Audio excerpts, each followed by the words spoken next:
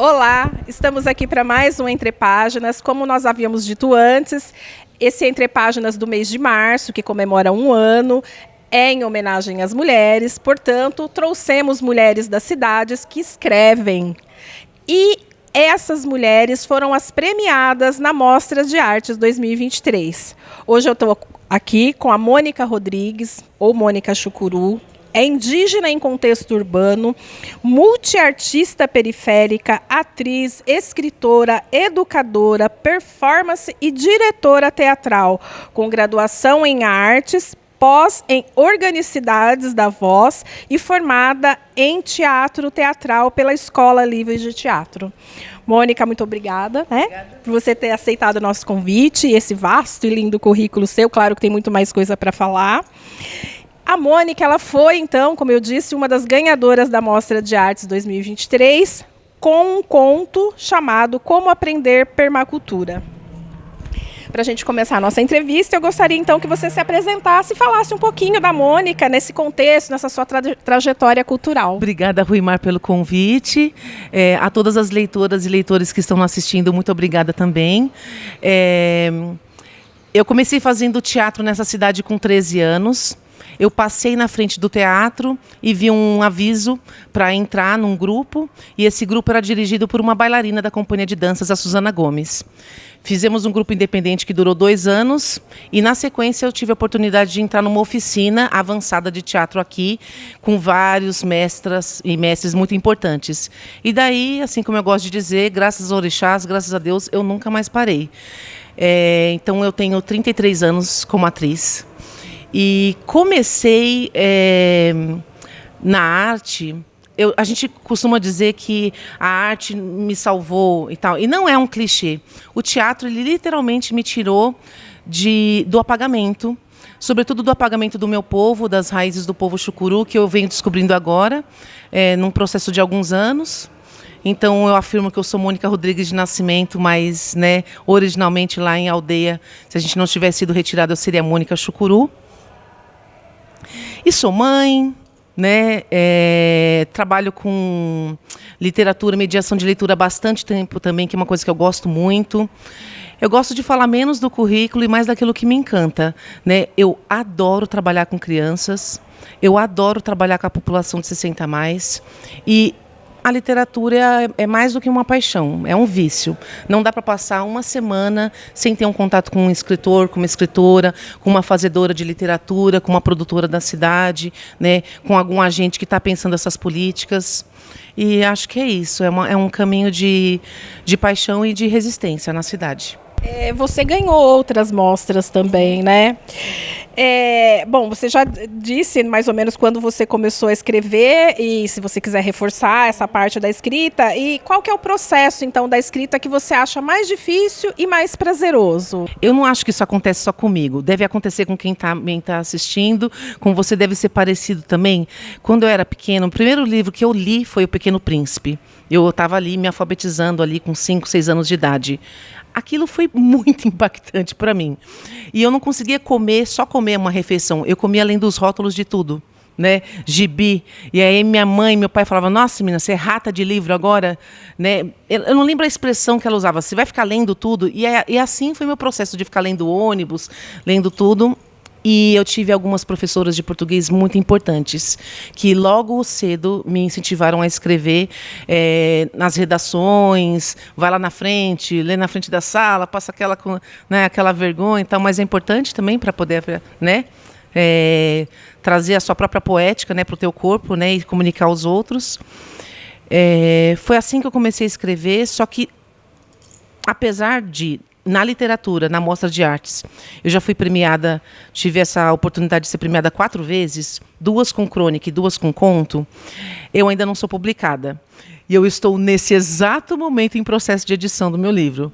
Então estamos lá naquele processo de cozinhar, os textos, entender o que é parir um livro, porque eu entendo o que é parir uma cena, o que é parir um espetáculo. Agora, livro, para mim, é outro processo que eu tenho que... Como que se dá um nome para um livro? Vamos supor, eu estou escrevendo muitos contos atualmente. Aí um monte de conto. Como que aquela quantidade de conto significa esse período esse período da minha vida, que nome que eu dou para esse conjunto de contos, em que momento que eu separo esse conjunto e começo um outro. Esse entendimento que eu estou buscando junto com o Marcelo Torres, da editora Chloe, que está me assessorando, né? Que está me orientando. E eu acho que o processo mais difícil para mim, enquanto escritora, é esse. É, às vezes, admitir para mim mesma que o que eu escrevo é pertinente para outras pessoas. Eu não me publiquei até agora, primeiro por questões financeiras, mas depois porque eu achava assim, tem tanto livro escrito aí, por que a minha escrita vai ser útil? Né? Tem muita gente produzindo coisa muito melhor do que eu. Então, para publicar um livro mediano, não quero. Aí fui entendendo que não existe isso em literatura. Existe o seu passo, existe o seu processo, e não importa o quanto ou mais, menos inteligente, acadêmico você seja, a sua escrita importa para alguém, sim. E importa para quem, às vezes, você menos espera. Tem aquela passagem, né, da Clarice Lispector, quando ela lança A Paixão Segundo GH, né, tem vários escritores que foram entrar em contato com ela e falaram: nossa, seu livro é muito hermético, ninguém entende. Né? Uma semana depois, sei lá, alguns dias depois do livro ser publicado, ela recebeu uma visita de uma menina de 15 anos de idade, com quem ela tomou café. Olha o prazer dessa adolescente, tomar café com a Clarice e dizer para a própria escritora: entendi tudo que você falou. Então, eu venho trabalhando esse direito à própria expressão, agora, aos 45 anos de idade. E a parte fácil, eu acho fácil, não sei se por ser atriz, pegar um acontecimento da minha vida pessoal, ou algo que acontece a terceiros, ou algo que eu assisto, ou que eu vejo, ou que eu ouvi um relato de alguém e transformar em conto. Isso eu acho bem fácil. Né? Agora, a parte difícil, né, é fazer com que isso seja criativo. Com que não seja só uma reprodução daquela realidade. Como que eu dou camadas poéticas? Como que eu imprimo a visão da Mônica, né, diante desse acontecimento cotidiano aí? Então, mas é muito gostoso, é muito prazeroso. E se a gente não tivesse correr atrás da sobrevivência, eu acho que eu estava escrevendo um conto assim, né, sem estrelismo, um conto por semana, ou às vezes um conto por dia, porque eu sinto muita necessidade de escrever mesmo. Agora, cada vez mais. E uma outra parte difícil também, eu acho que é essa coisa da exposição do seu material. Para quem você expõe, onde você expõe, aceitar um convite para uma entrevista dessa, participar de saraus, e eu leio muito as obras dos meus amigos, de outras mestras. Eu gosto muito de publicizar autores vivos, autoras vivas, autores periféricos, marginalizados. Eu sempre vou ser aquela pessoa que estou indicando livros para os outros, mas eu não leio muito os meus nos saraus. Então, lá em Santo André, na Casa da Palavra, você falar Mônica Rodrigues, vão falar: tá, a madrinha dos saraus na época da Betty Bright. Mas ela não lia nada dela na época. Não lia mesmo, lia dos meus alunos. Mas agora eu estou indo, né, nessa coisa, vou me desvelar também aqui, então eu vou colocar aqui também o meu, né? Criar menos barreiras, além das que o neoliberalismo já nos traz, para publicar um livro, encontrar as parcerias que estão trabalhando de uma maneira mais colaborativa, para fazer com que essas poéticas só emerjam, né, e encontrem os corações que precisam encontrar. Eu ia justamente te perguntar quando que nasceria o seu livro, né? Porque imagino só que principalmente as pessoas que vão assistir, né, esse programa conheçam Mônica Rodrigues muito bem, né? E se é bom da gente ouvi-la falar, imagina ler o que ela produz, né? E você falando, eu lembrei, a biblioteconomia tem 5 leis, né? A primeira é para cada leitor o seu livro e a segunda para cada livro o seu leitor. Então, sempre tem público, né? Sempre tem. O que te inspira para escrever, se é que alguma coisa te inspira, algum escritor ou escritora, enfim, né? Tem pessoas que não, que elas leem, gostam, curtem, mas não inspira necessariamente, né? E eu, como uma boa bibliotecária, qual que é a sua relação com as bibliotecas? Porque também tem escritor que não curte frequentar a biblioteca, e isso não tem mal algum, né? Mas queria que você falasse aí um pouquinho. O que me inspira sempre é o cotidiano, Ruimar. Sempre. Eu sei que está acontecendo coisas catastróficas com o mundo, né, a nível mundial, mas eu escrevo menos sobre assuntos macro, apesar de estar engajada em movimentos políticos, movimentos feministas, nosso movimento indígena. Eu sempre me interesso mais pelo cotidiano para a escrita. Então, esse conto que a gente vai ler um trecho, que foi o premiado mostra do ano passado, eu estava na reunião de pais, né, que é chamada de reunião de pais, mas é uma reunião que só tem mulher e avós, né, e um pai, assim, né, uma exceção ali. E eu estava sentada naquela cadeirinha pequena, né, das crianças ali, me esforçando para caber, e começou a passar uma torrente de pensamentos sobre tudo isso. Sobre a reunião, sobre essa dinâmica de chamar de pais, e eu pensando no feijão que não podia queimar em casa, que meu filho ficou responsável por olhar a panela e tudo. Do nada eu já estava criando um conto lésbico naquela reunião de pais, né? Eu cheguei em casa, comecei a escrever. Aí depois, no outro dia, o conto me perseguindo, eu tinha que terminar o conto. Então eu percebo que é uma coisa que atravessa o meu coração, mas que acontece no físico. Acontece como uma emoção. Ah, mas isso para coisas legais, né? Coisas encantatórias, talvez. Não, as dores também, mas sempre a partir do cotidiano. Foi um corpo no chão que me chamou a atenção para um outro conto mais dolorido, né? Foi um relacionamento abusivo que me chamou para um outro conto com um desfecho também meio trágico. Então, a minha produção, ela está indo sempre traduzindo alguma coisa do cotidiano que me fisgou, que me gerou um incômodo físico, né? Seja pelo prazer ou pela dor ou por outras coisas que eu não consigo mensurar, né? Nomear, e a dificuldade de nomear faz com que eu escreva. Biblioteca assim, foi na minha adolescência o meu canto de refúgio. Eu só me tornei diretora teatral por causa dessa biblioteca aqui, porque eu passava as minhas férias de dezembro, janeiro, vindo todos os dias nessa biblioteca. Tinha, além da videoteca, eu me interessava pelos vídeos, mas eu me interessava também pelos livros. Então eu ficava pegando livro direto. Quando eu digo para alguém assim, com 21 anos eu tinha lido todas as peças do Nelson Rodrigues. Sim, eu li mesmo. Porque foi muito fácil se apaixonar pela literatura com pessoas que sabiam reconhecer em mim uma fome, que não fecharam a porta, falaram assim, é aquela maluca que vai ficar em pé ali 1 hora, só para escolher, e mais 3 horas para... Eu levava o livro para casa, mas gostava de ler aqui, sabe? Hoje eu não sou uma pessoa que frequento muito bibliotecas atualmente, né? Eu me interesso por sebos, me interesso por bibliotecas de bairro, de comunidade, né? Faço algumas ações em biblioteca, mas eu não busco a biblioteca mais para o meu refúgio, né? Como mãe de 2 filhos, aquela correria, né? Eu tento trazer um pouco da biblioteca para minha casa e aproveitar todo o acolhimento que eu tive com vários profissionais, né? Com bibliotecária, com agente cultural, que olhava, às vezes não era a sapiência de me indicar um livro, era me deixar em silêncio ou permitir que eu folheasse vários livros de uma vez, né? Sabendo que eu ia respeitar, que eu não ia, né, causar nenhum dano ali com o livro. Então, esse namoro, eu acho que a biblioteca ela tem esse papel espiritual de acolher o angustiado, a angustiada, né? Porque a gente pode estar aqui achando que a gente está assim, só fazendo um passeio, né? Mas as forças que nos trazem são forças criativas e elas pedem para a gente fazer alguma coisa com elas, né? Então eu tenho bastante amor pelo que essa biblioteca se tornou, porque eu já vi ela em vários formatos, de mesa, de balcão, de tudo que você pode imaginar.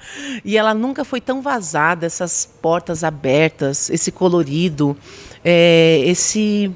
essa coisa recíproca, né? De não julgar o cara que vem, a pessoa que chega interessado, né?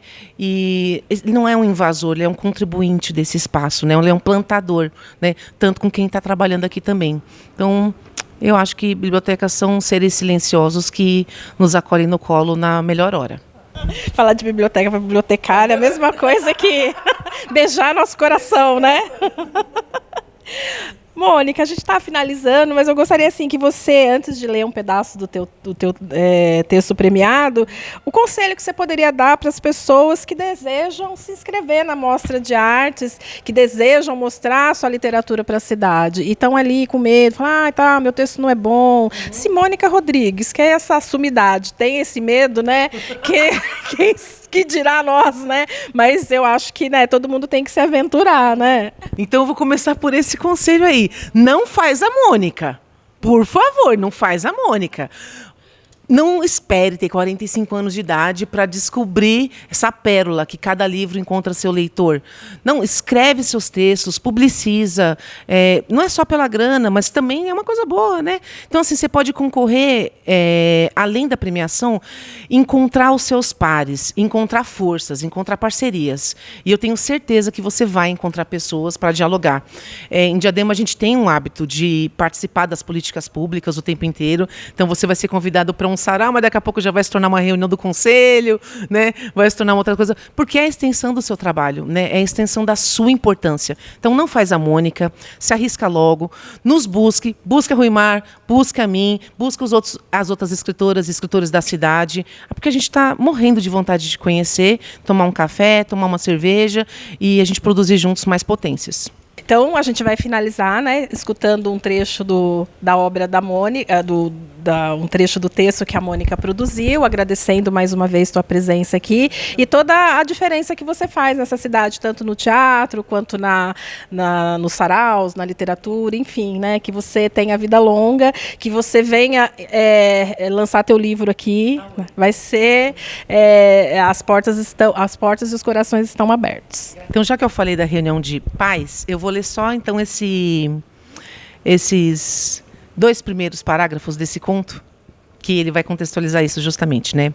Como aprender permacultura. Na reunião de pais, repleta de mães e avós, Márcia pegou uma caderneta para anotações. Às vezes ela sente toda a sua sobrecarga justificada nesses pequenos e gloriosos momentos do dia a dia. Ou seria um engenhoso auto-engano com o nome de orgulho materno. Ela baixou-se para pegar uma caneta que caiu e elas bateram com a cabeça juntas. A desconhecida também teve a ideia de pegar a esferográfica do chão. Entre ais, desculpas e sorrisos, ela esperou ouvir aqueles sinos inaudíveis para a maioria. Sinos, dizem, prometidos quando se encontra alguém especial. Ela sentiu só um enjoo forte e levantou a cabeça para dissipar a tontura. A reunião começou. E Márcia não ouviu nada sobre o método inovador da escola do filho. A sua cabeça embaralhou-se fantasticamente. A pancada talvez fosse séria.